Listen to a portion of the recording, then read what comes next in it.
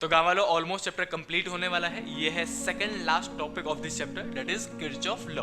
तो Kirchhoff law ने सिर्फ 2 ही लॉ दिए थे, मतलब किरचॉफ लॉ में सिर्फ आपको 2 लॉ पढ़ने हैं, जो कि है इसमें अपने पास पहला लॉ का नाम है जंक्शन लॉ। इसको हम पहले लॉ को नाम देते हैं जंक्शन लॉ, नाम है पहले लॉ का। 2 लॉ है इसमें, जंक्शन लॉ, और दूसरे का नाम है लूप लॉ।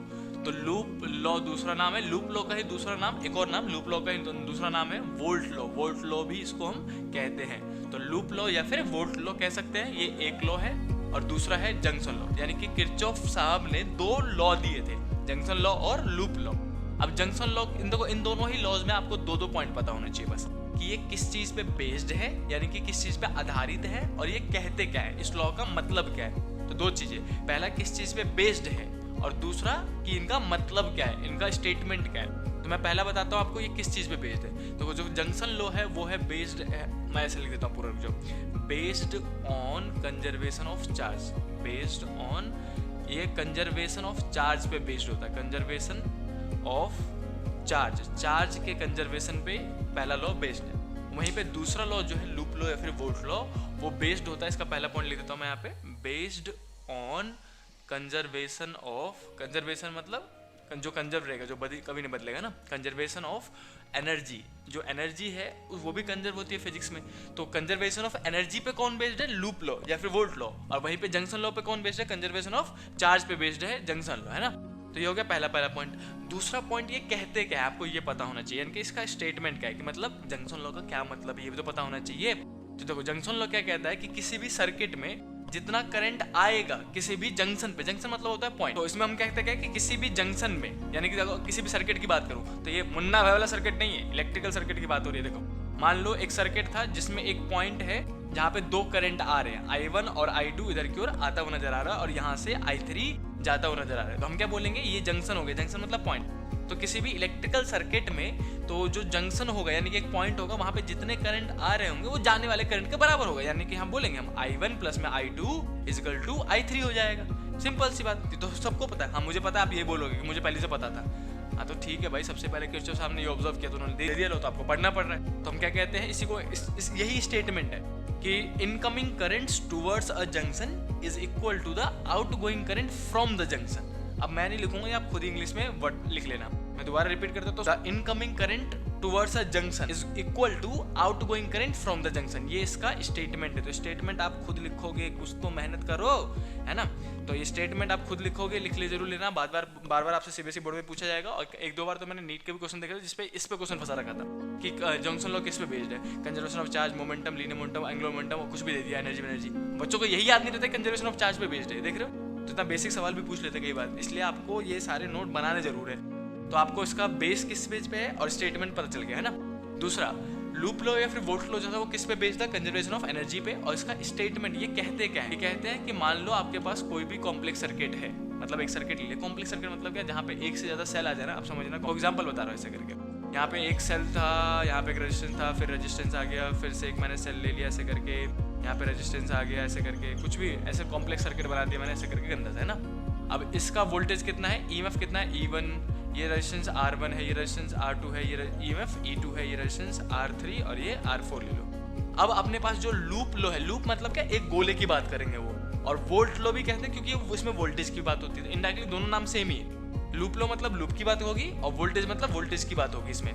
तो जो लूप लॉ या फिर वोल्ट लॉ है वो कहता क्या है कि किसी भी कॉम्प्लेक्स सर्किट में, किसी भी कॉम्प्लेक्स लूप में एक पॉइंट से स्टार्ट करो और एक बार पूरा चक्कर लगाओ। आप क्या कहता है वो, कि किसी भी लूप में आप एक पॉइंट से स्टार्ट करो और पूरा एक चक्कर लगाओ, और जब आप चक्कर लगा रहे हो तो जितने वोल्टेज ड्रॉप, जितने भी पोटेंशियल ड्रॉप आपको दिखे, वोल्टेज ड्रॉप दिखे, उन सबको जोड़ दो। जैसे कि ये सेल का वोल्टेज कितना है, E1, तो इसको जोड़ दो।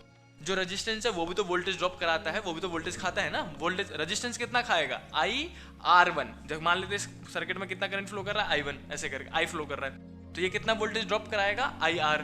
ये कितना ड्रॉप कराएगा, V2 इक्वल टू, मैं लिख देता हूँ IR2।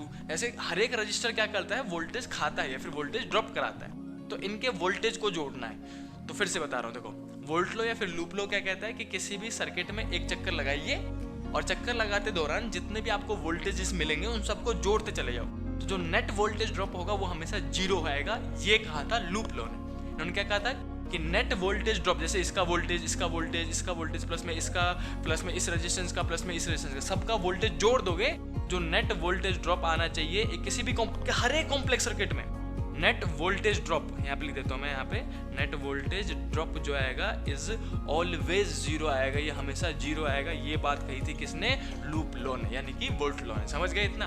तो ये बच्चों वाला ही था। अब इसके देखो, अब ये एक चीज और बताता हूँ आपको, अगर किसी भी लूप में आप नेट वोल्टेज ड्रॉप जोड़ने जा रहे हो तो नेट वोल्टेज ड्रॉप जीरो कब आएगा? जब कुछ प्लस में होंगे और कुछ माइनस में होंगे, है ना? तो इसी के आगे जो आप अब जो नेक्स्ट क्वेश्चन आपने सुना होगा, किरचॉफ बच्चों का डर होता है चैप्टर नंबर 3 में, उनको इसके क्वेश्चंस हिलते नहीं, क्योंकि इसके आंसर बहुत बुरे बुरे आते हैं। एक तो जो करंट पूछा जाता है 1/273 आ रहा है ऐसे करके, 1/273 एम्पियर। सोचो जब आपका ऐसा आंसर निकलेगा तो कितना डरोगे आप, है ना? तो पहले तो आंसर बहुत बुरे होते हैं इसके, और दूसरा इसमें क्वाड्रेटिक इक्वेशन आता है, जिसमें आप बहुत सारे क्वाड्रेटिक इक्वेशन, एलिमिनेशन और सब्स्टिट्यूशन सुना होगा आपने ना, तो वही एलिमिनेशन सब्स्टिट्यूशन का इस्तेमाल कर करके बार बार करके हम इक्वेशन सॉल्व कर करके आंसर लगाते हैं। तो बच्चे उसमें बीच बीच में सिली मिस्टेक की वजह से फंस जाते हैं और आंसर निकलता नहीं, जिसकी वजह से उनको ये हार्ड लगता है कुछ नहीं। तो अब आप जो क्वेश्चन पूछा जाएगा वो मेनली दो टाइप के क्वेश्चन पूछे जाते हैं, या तो एक कंप्लीट लूप दे देंगे, इसमें रेजिस्टेंस सर्किट वगैरह दे देंगे और बोलेंगे करंट बताओ, जैसे कि 2-3 ब्रांच दे दिया, ऐसे करके 2-3 ब्रांच दे दिया, बोलेंगे हर एक ब्रांच में इसमें I1 वाला करंट, I2 वाला, हर एक ब्रांच में करंट बताओ। तो एक तो ये सवाल है जिसमें आपको करंट पूछा जाता है, और दूसरा सवाल आपको किरचॉफ पे जो पूछा जाएगा, बहुत फेमस है, जो कि कॉम्पिटिशन में मेनली पूछा जाता है, वो क्या है कि सिर्फ एक ब्रांच दे देंगे आपको, ऐसे करके एक ब्रांच दे दिया, ऐसे करके कुछ भी जिगर जिगर दे दिया, अर्थिंग कर दिया, कुछ भी कर दिया, अब बोलेंगे पोटेंशियल डिफरेंस बताओ दो पॉइंट के बीच में, जैसे ए है ये बी है, तो बताओ वोल्टेज ड्रॉप कितना होगा। तो एक क्वेश्चन में करंट पूछा जाता है जो कि बहुत फेमस है, और दूसरा आपको एनसीईआरटी में जितने क्वेश्चन वो सारे सारे करंट वाले हैं, और दूसरा ये टॉपिक भी बहुत फेमस है जो कि बार बार पूछा जाता है, और जितने भी कॉम्पिटिशन एग्जाम में उनमें पूछा जाता है। तो इसमें आपको वोल्टेज पूछा जाएगा, वोल्टेज डिफरेंस पूछा जाएगा किसी भी दो पॉइंट के बीच में। तो किरचॉफ में मेनली दो ही टाइप के क्वेश्चन आते हैं, एक करंट का आता है और एक वोल्टेज का आता है। करंट पूछा जाएगा हर एक ब्रांच में कि इस ब्रांच में करंट कितना है, इस ब्रांच में करंट कितना है, ऐसे बताओ। तो इसको हम क्वाड्रेटिक इक्वेशन से सब्स्टिट्यूशन और एलिमिनेशन की मदद से निकालते हैं, जो कि मैं आपको आगे वीडियोस में बताऊंगा। और ये दूसरा है जो कि सिर्फ एक आर्म, यानी कि एक हाथ दे देंगे, किसी भी सर्किट का एक हाथ दे देंगे, बोलेंगे इसका वोल्टेज डिफरेंस बताओ। क्लियर हो गया? वोल्टेज डिफरेंस बताओ। तो नेक्स्ट वीडियो में मैं आपका साइन कन्वेंशन बताऊंगा आपको, कि साइन कन्वेंशन मतलब कब आपको, देखो सिंपल सी बात है, नेट वोल्टेज ड्रॉप जीरो कब हो सकता है? जब कुछ प्लस में हो कुछ माइनस में हो। तो कब प्लस में लेना है और कब माइनस में लेना है, ये साइन कन्वेंशन बताता है। तो नेक्स्ट वीडियो में हम साइन कन्वेंशन करेंगे इसी का आगे, और साइन कन्वेंशन के बाद इसी के एक क्वेश्चन इस पे करा दूंगा और एक क्वेश्चन इस पे करा दूंगा। फिर आप एनसीईआरटी के क्वेश्चंस प्रैक्टिस कर लेना, आपको इजीली ये टॉपिक क्लियर हो जाएगा। तो जल्दी से इस वीडियो को पॉज करो, पूरा का पूरा लिखने की हो रही है, और नोट जरूर बना लेना।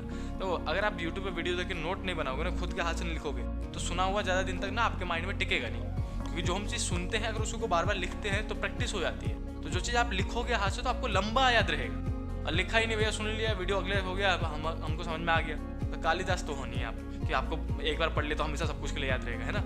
तो आपको ये सारी चीज़ें लिखनी है खुद के हाथ से, ताकि जो आप टाइम अभी दे रहे हो वो वर्थी हो, आपके लिए फ़ायदेमंद हो, आपको लंबा याद रहे। इसलिए मैं कह रहा हूँ इस वीडियो को पॉज करो, ये पूरा लिखने की हो रही है, और वीडियो को लाइक कर देना, दोस्तों के साथ शेयर करो। मिलते हैं नेक्स्ट वीडियो में किरचॉफ के आगे टॉपिक के साथ, तब तक के लिए बाय बाय।